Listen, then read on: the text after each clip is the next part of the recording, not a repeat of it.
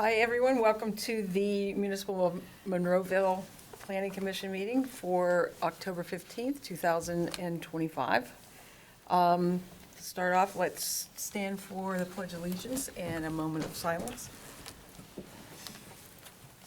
pledge allegiance to the flag of the United States of America and to the republic for which it stands, one nation, under God, indivisible, with liberty and justice for all.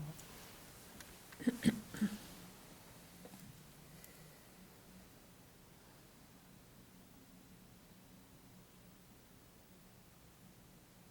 thank you. Sharon, if we could have the roll call, please?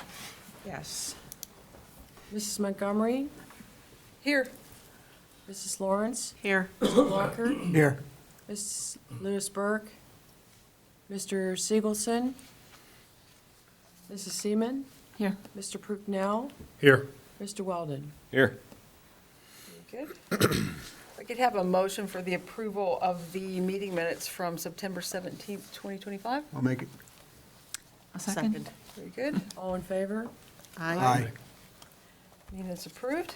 And if, Paul, if you could take it. Okay. Our first item tonight under new business is 256C Range USA. Applicant, Range USA, is requesting conditional use approval pursuant to Article 5, Section 504 KK, gun range indoor of the Monroeville zoning ordinance number 2779 as amended to permit the operation of an indoor gun range. The property address is 300 Mall Boulevard and identified as tax parcel 638S240 in the Boulevard zoning district. And the applicant is here to make a presentation. Thank you, everyone, for giving us the opportunity to talk. I'm Kevin Ali. I'm with Range USA. In 2010, the founder of Range USA went to a gun range with a friend, and when they were done, he said, "Are they always this rude?" His friend said, "Yes." "Do they always talk down to you if you don't speak fluent gun speak?" He said, "Yes." He said, "Is it always lined out the door?" He said, "Yes." "Is it always this expensive?" He said, "Yes." So he was an appraiser, owned his own appraisal company, and he said, "I can do this business better." And he has. So here we now are in 2025. There's 50 stores that are open. They are the nation's leading gun safety educator by far. Head and shoulders. No one's even close to the number of people that are educated in gun safety courses from one end of the country to the other. We have a store in Robinson Township. It's been there now for I think a couple years, and we're proud of it. It's done well and been a good corporate citizen. As which we will be here as well. Range is a company that focuses on the beginner. The person that can break down an AR-15 blindfolded probably has somewhere better to buy their equipment than us. So we have a ladies organization called Lady Sure Shots that come once a month, and they take classes, they shoot, and we do that all across the country. I think there are tens of thousands of Lady Sure Shot members. They learn and they shoot and train together and can share their common experiences and concerns, and which is what drove them into the stores. We are well lit. We go into nice neighborhoods. If I wouldn't send my wife there at night by herself, we don't go. So that's the clientele. We have a department at Range that does nothing but recruit Secret Service, Homeland Security, every branch you can think of to shoot and train in our stores. If you pull in and you see Homeland Security cars in our parking lot, it sends a pretty good message to the bad guys. If we have our local police department in there shooting as well, it sends a really nice message. So we'll fight tooth and nail to have as many folks as we can shoot and train in the stores. We even encourage the ATF to use our facilities, and that's probably something a lot of the other gun stores do not really want to do, but we heavily pursue it. From a safety perspective, we start off with well-lit parking lots. We have motion sensors, motion detectors. We have cameras outside. We have bollards. We try to limit the exterior penetrations, so doors and windows. So we'll limit those, and wherever we have those, we'll have bollards planted in the ground so no one can run a car through a door and then run in to get inside the store. Cameras spread throughout panic button spread throughout, and it's one of those things where if you look intimidating to the bad guys, they want to go find a slower zebra. They don't want to chase the faster ones. So that's been the mission, and that's what we have done. The stores are probably 2/3 set up for training and education versus the sale of firearms. So it kind of goes to show that their true mission is gun safety education versus peddling firearms. I don't think there's a community that regrets us coming in. We've been a good corporate citizen in all of them. Sound, we use solid core doors, so solid steel doors. We'll use rubber gaskets on all the doors. There's a foam insulation called K13 that will get sprayed on walls and ceilings, and that'll help dampen sound. We'll have some foam, sound-absorbing foam blocks inside the range as well. We probably won't violate your noise ordinance on our retail floor. We've gotten pretty good after building the building so many times that we've kind of learned the tricks and trades of containing sound. We're concerned about the neighbor, the Tokyo. Taipei. Okay. So we're concerned about them. So what we're thinking about doing right now is building an additional wall with an air gap. There's a really good insulation called mineral wool. We might put a blanket of mineral wool on that wall first, do an air gap, build another wall from floor to ceiling, and insulate that as well. And then it'll be critical for us to insulate where our wall meets the joists and meets the ceiling deck to make sure no sound is sneaking through any crack or crevice. Sound can be sneaky, and after building this building 50 times, we've learned a few lessons over the years. What did I miss? I was going to ask a question. What are your hours of operation? 10 to 8, Sunday through Thursday, 10 to 9, Friday and Saturday. Okay, thank you. One of the questions that was raised to me was calibers. Is it only a pistol range? No, you can use rifle. You can, simply speaking, 308 and below, you can shoot. The bullet trap system is what the U.S. military puts in most of their bases. And that is rated to handle a 50 BMG, which is an enormous round, unbelievably loud, too disturbing for everybody else on the range. But the system can receive a 50 BMG round, but we don't let anything near that size be shot inside the range. Just too big, too loud, too disturbing. It's, if someone's trying to, and again, if we focus on the neophyte, having that go off over here and 4 lanes down, you're down here, that's not very comforting. So we don't allow that. Simply speaking, 308 or smaller is what's allowed in the range. Another question that was raised was, once you close for the evening, the firearms in the store, are they locked up in a safe, left in the glass cases? We'll have a hurricane shutter on the front door. We'll have concrete bollards there. Our plan is to get rid of all the windows in the front. If you have glazing requirements, we'll do fake windows. So it'll look like we have a window. And no one on the street will think otherwise, but behind it will be solid concrete-filled CMU. And wherever we have a penetration on the outside, we have concrete bollards. And so no, the firearms will stay where they sit during the day, but we treat the store as the vault. Okay. Will the people using the range be able to have lockers there, or how is? No, we do not store. They don't store anything? We do not store. Okay. So it's bring your own gun? We will have rentals. You are welcome to bring your own. Has to be cased, I was has to gonna be say. holstered, and unloaded. So people coming to the range, how do they know that they have to have? That will be on the window. So it says it has to be cased, holstered? Yes, yep, Okay. yep.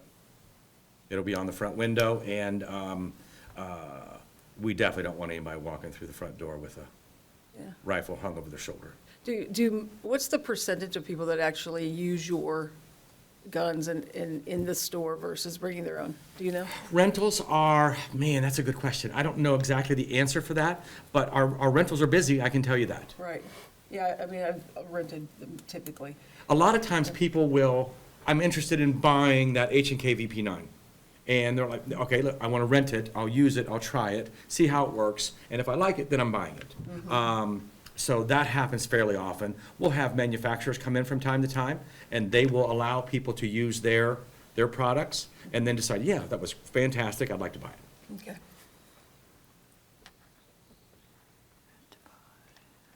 I missed air ventilation. So our ventilation system it pushes, so there'll be a large black tube behind you. It pushes air downstream 1 foot per second. And so as you shoot, it pushes the smoke downrange, and it runs through a series of filters. Those filters will collect unspent gunpowder, and they'll collect lead dust. The filters in these machines, and it's about $700,000 for these ventilation equipment machines. There's probably 80, 90, 100 filters inside here, and they go from big bag filters, they call them, down to HEPA filters at the very end. Those filters, when we can monitor the air pressure from the home office on all of the stores. And when we see that the air pressure is getting high, we know it's time to change filters. And so those filters, when it's time to change, get put into a plastic-lined box. They get sealed, and they get shipped off to recycling facilities. And this is an OSHA issue. We have to show when we changed and where those filters went. They have to be accounted for throughout the process, so no one's tossing things into a dumpster. Yes, sir. When you said unspent gunpowder, Yes, sir. does that mean it hasn't been burned? Correct. So when you fire a round, there will be unspent gunpowder that comes out of the end of that firearm. We use a HEPA vac to clean the floor of the range in the evenings to get rid of unspent gunpowder. You talked about physical security. Yes, sir. Can you elaborate a little bit more on the range officers and safety within the facility? Yes, we have range safety officers in the range at all times, not just monitored by a camera in a back room. They go through USCCA training, and they spend, I don't know how many hours before they're allowed to be a range safety officer, and they are inside the range. Our educators are also USCCA, which is United States Concealed Carry Association, trained by them. That is more in tune to what we do. The NRA is more about hunting, more about the Second Amendment, and more about accuracy. Concealed Carry Association is much more aligned with what our mission statement is, and the purpose of Range USA is gun safety, proper storage. We ask everybody how and where. A lot of people will tell us, or I shouldn't say a lot, some people will tell us it's none of our business, but we try to ask every person that buys a firearm, just be thinking about how you're going to store it and where you're going to store it. Any other safety questions? No, I did have one more for you, but I was just curious. I don't remember, I've been to a couple of your locations before. Do you carry NFA items? What's an NFA item? Any type of short-barreled rifle? You guys, do you dabble in like that with suppressors, anything like that with We tax don't stamps? sell suppressors. People will go through Silencer Shop, or they will go through theirs. Now, they might get shipped to us, but we don't sell them. Okay. So you can still do the transfers on Yes. those items? Okay. Yep, sure can.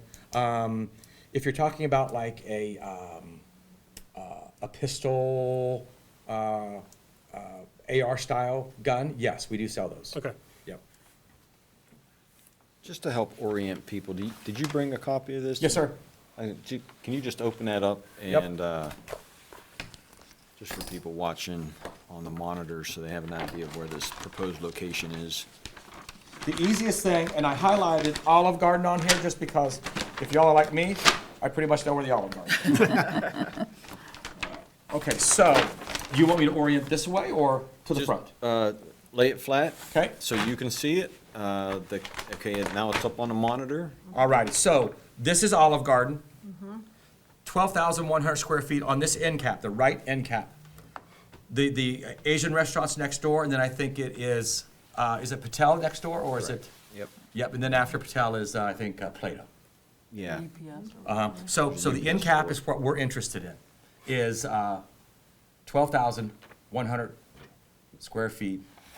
Olive Garden here. I think this is going to be a new restaurant going in over here. Did I hear a new Indian restaurant?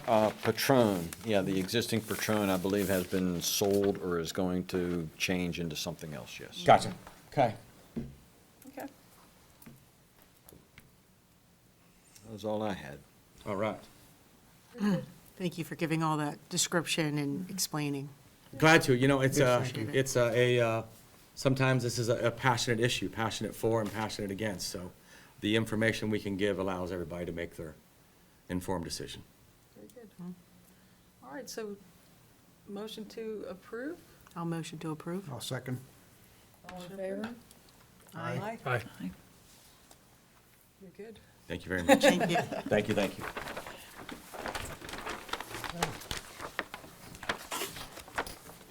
Paul, thanks for all the help. Yeah. We'll be in touch.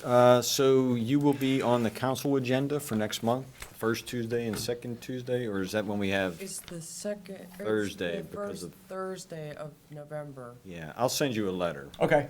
but you'll have to attend 2 council meetings next month, and then that should be it. Awesome. Thank you all very much. Thank Thank you. you.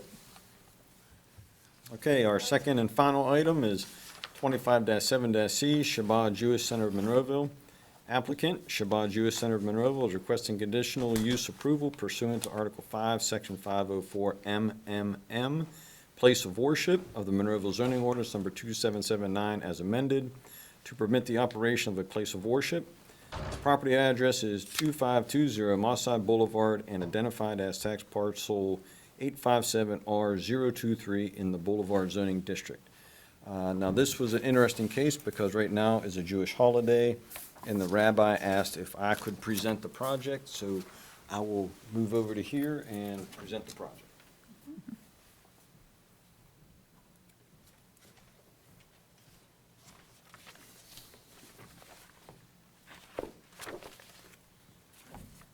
So currently, the synagogue is up by the AAA, across from Max and Irma's on Route 48. It's a very, very small building. A lot of people drive by and don't even know it's there.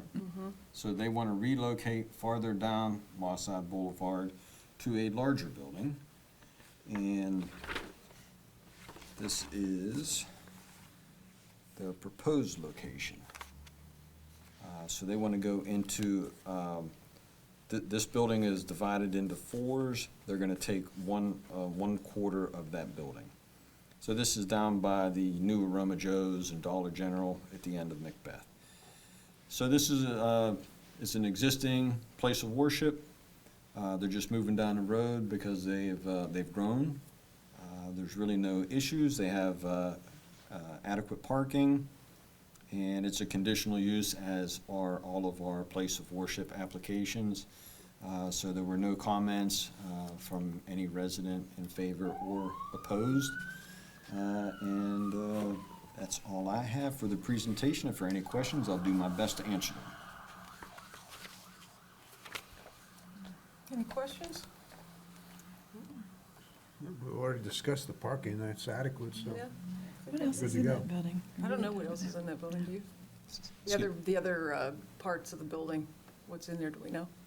It's just, I don't know if it's occupied. Most of it was just office. Yeah, Yep. very good. Get a motion to approve. I'll make the motion. A second? All in favor? Aye. Aye. Rabbi Mendy says thank you. Thank you. You did. You did good. And Thank that you. was our final item for the evening. All right. So motion to adjourn. I'll make the motion. Second. Quiet him. All right. All in favor? All in favor? Aye. Aye. Very good. Thank you all. It's pretty good timing for those 2 issues. Yeah, Where can we leave this? easier. We're still on the air? Sorry about that. Oh, Lights still on. that's right. Light has to stay on until you do that.